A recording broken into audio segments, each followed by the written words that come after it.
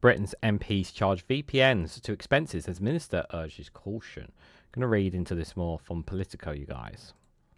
So it says that Technology Secretary Peter Carl is to suggest that VPN use could put children at risk.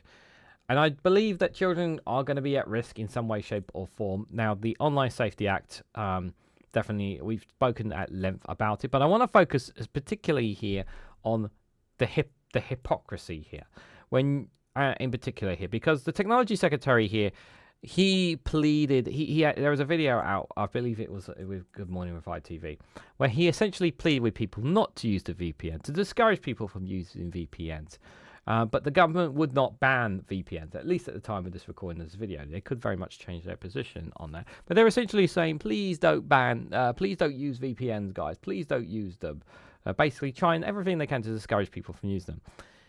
And then at the same time, you see Britain MPs are using VPNs, and not only are they using them, they're claiming expenses off them as well. Really, that's kind of like, I know, quite embarrassing. But if it would not surprise me one bit if some of them were using it to bypass it, just to get access to adult content, because, well, we already know one or two MPs, especially in the history books, excuse me, that have known to have a problem downstairs, shall we say. Yeah, it's pretty embarrassing, I have to say. So MPs are connecting to virtual private networks as the UK government's tech chief pleads with the Brits to use them with care. A political analysis of MPs' expenditure data shows that British lawmakers, including senior government ministers, are using commercial VPN software and have charged their subscriptions to the public on expenditures. Yes, that's right. We're paying for it. MPs with subscriptions including Business Secretary Jonathan Reynolds, who expenditures a 2-year subscription for NordVPN in April 2024, and Labour's MP Sarah Champion, who in 2022 urged the then Conservative government to examine if widespread VPN usage among teenagers could undermine the protections afforded by age checks. This is, like, here's the thing, right? I find it is quite hypocritical that adults are telling youngsters, don't use VPNs. And then here's the same adults using VPNs. Really does kind of smack in the face of them, doesn't it?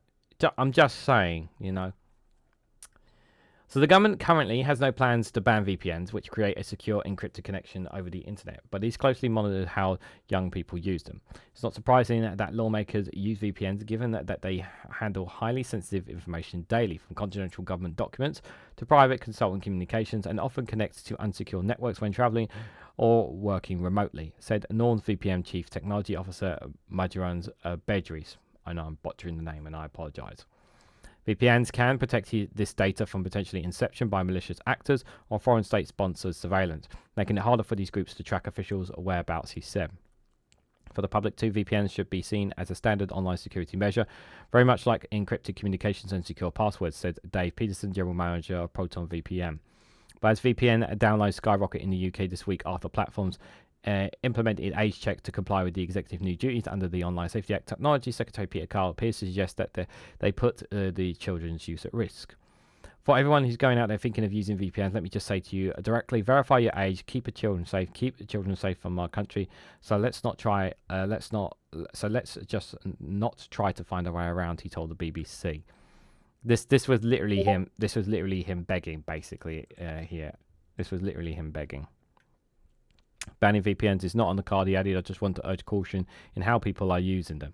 Government spokesperson said, we make no apology for holding platforms to account to ensure that they prevent children from bypassing safety protections. This includes blocking content that promotes VPNs and other workabouts. When they are aimed specifically at younger users, more broadly, there are a range of legitimate reasons why adults might use VPNs, which do not cut across children's online safety. The SIT didn't comment when asked for clarity why verified adult ages would prevent children from encountering harmful content, as Carl seems to claim. Using a VPN reduces your risk of being blackmailed over a data leak from an age-asserted provider, said James Baker, Platform Power and Free Expression Programmer Manager at Open Rights Group. The digital rights organization has long warned that a lack of regulation could see third-party vendors of age assurances compete to offer platforms cheap services at the expense of data security.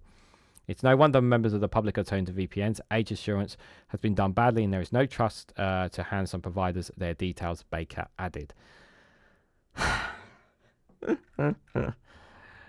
Yeah, everyone uses VPNs, and yet we're telling kids, please don't use VPNs.